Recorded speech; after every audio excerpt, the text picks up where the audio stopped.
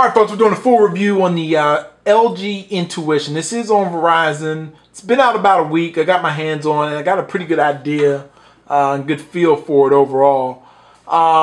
It's definitely a niche product. I mean, I definitely, this is definitely probably one of the best LG phones I've used in quite some time. And it's definitely swift. It's definitely fast. Show you a couple features of it, some things to kind of make it stand out.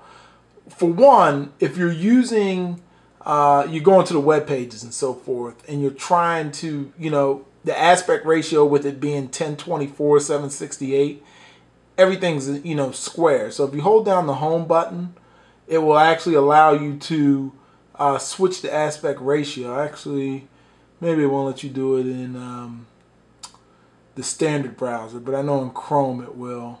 So we're going to open up Chrome, hold down the button, aspect ratio correction.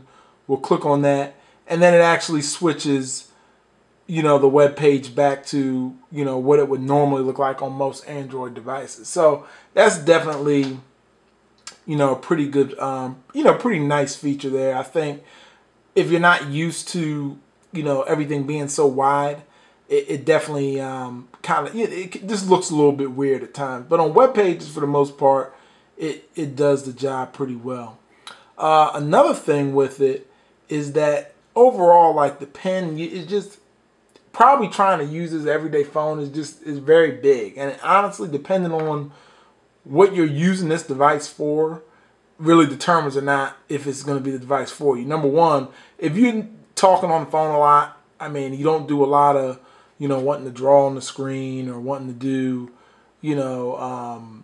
quick memos and things like that. This isn't going to be the device for you because it's just not really. It's kind of like a phone second. I mean, I think I made a couple calls on it just to test it out, but for the most part, that's not where this device is aimed for. It's definitely aimed for somebody, that's taking notes, wants to get on the web, big screen, and then even with that, you're talking about the internet.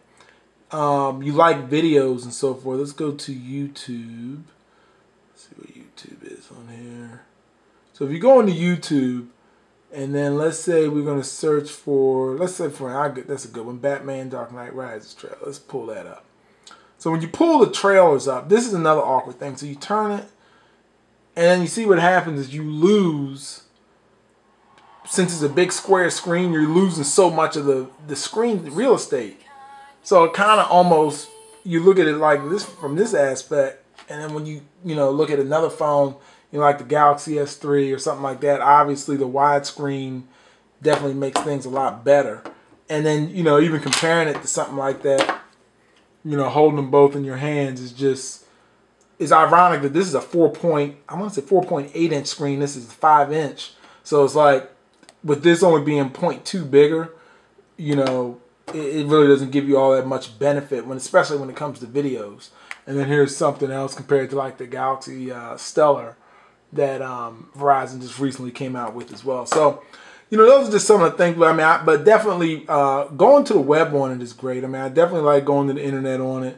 That definitely is a good thing. And honestly, when you're typing on the screen, everything's very, very easy on here. It just works great. And I think it's definitely one of the best, keyboards I've used as far as, just accuracy. And honestly, it's so big, so it's kind of hard not to mess up. Other than that, you do have the, the recent apps button, just like in all other Android, ice cream sandwich and so forth.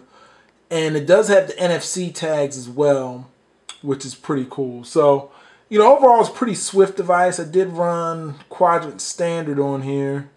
And let's see what we got. I believe, I don't know if I can look at the result. Let's see, result browser. The last time I ran it, I think I got somewhere around a little over 3,000, which was pretty good. It's definitely decent, like right there in the mid-range of devices that you may see today. A little bit faster than devices that came out late last year, but not quite as fast as some of the newer ones. But honestly, I really couldn't tell, the difference, so to speak. It definitely just turned out to be, pretty slick. So overall, nice device. Like I said, it's not for everybody. It does have the little Amazon folder here now that Verizon put in. It's definitely not for everybody, but I'll tell you what, the screen, it does have its way of kind of drawing you into it because it's so big and massive. I mean, when people see it, I mean, I've had more people really impressed with this than anything. I mean, because it's built very nice. Nice chrome finish here on the side. The back, nice texture feeling. I mean, I don't like the speakerphone, on the back. It's kind of like you can cover that easy, and that's not the greatest, but nice microphone back. Just very nice, well-built phone. And then obviously the main downfall I don't like is you can't put the stylus anywhere. So it's like, if you want to use the stylus, you got to have it in your pocket, in your bag, or something like that. So that's kind of, counterproductive in a lot of ways. So we'll definitely see what else LG has coming up the pipe. Obviously, this phone was released earlier in the year overseas, just came to the U.S., and last but not least, the only thing I think that this was, well, not that I think, the reality is it's going to have a big problem because it's a niche device at $199, and then with, you got the iPhones and you got the Galaxy Note 2 coming. I mean, at $199, this is going to be a hard sell for a lot of people because they're just not going to be able to get over, your average consumer, just the girth of this thing. So, it is what it is with that. And thanks for watching. Check out the site, tech-snobs.com. More coverage is going to be there.